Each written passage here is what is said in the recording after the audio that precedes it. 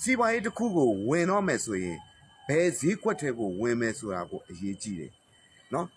စပြီးတော့မှဝင်မဲ့သူကဥပမာအားဖြင့်ပြောရမယ်ဆိုရင်ရှိသမျှဈေးကွက်ကိုတွားပြီးဝင်လို့မရဘူးပို့ပြီးရှင်းလင်းအောင်ပြောပြမယ်ဆိုရင်ထမင်းဆိုင်အစ်စ်စဖွင့်ပြီပေါ့ဗျာ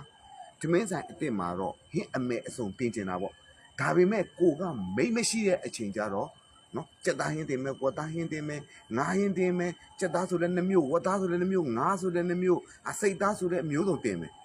ဒါပေမဲ့ကိုကမိတ်မရှိတဲ့အချိန်မှာ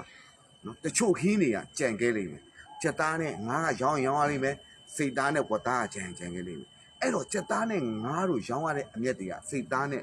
နော်ဝက်သားရဲ့ဟင်းတွေပေါ်မှာကြံခဲ့တယ်လို့မျိုးနော်ဟင်းအမယ်တွေရောအကုန်မကုန်သွားတဲ့အတွက်ဟင်းအမယ်တွေကြံခဲ့ရင်အဲ့ပေါ်မှာအမျက်တွေတင်ကြံတဲ့ကဲ့သို့ကိုတွေက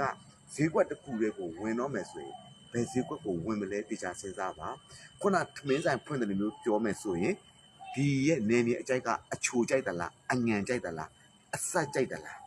နော်ဘယ်လိုအရာတာကိုကြိုက်တာလဲကြက်သားဆိုရင်လေနော်ဘယ်လိုစင်ခေါကိုကြိုက်တာလားဘယ်လိုကြိုက်တယ်လဲဒါတွေကိုစမ်းစစ်ပြီးတော့မှဘာချက်ရမယ်တကယ်တော့ပဲဈေးကွက်ထုတ်ကိုဝင်တဲ့အခါမှာလဲဘယ်ပစ္စည်းကိုရောင်းရမလဲဘယ်အကြိုက်ကိုလိုက်ရမလဲဆိုတာကိုနော်ဈေးကွက်အလွှာကိုတေချာရွေးပြီးတော့မှဝင်တဲ့မှာလေအလွှာဘောင်းစုံကိုဝင်တဲ့အခါမှာခုနပြောသလိုမျိုး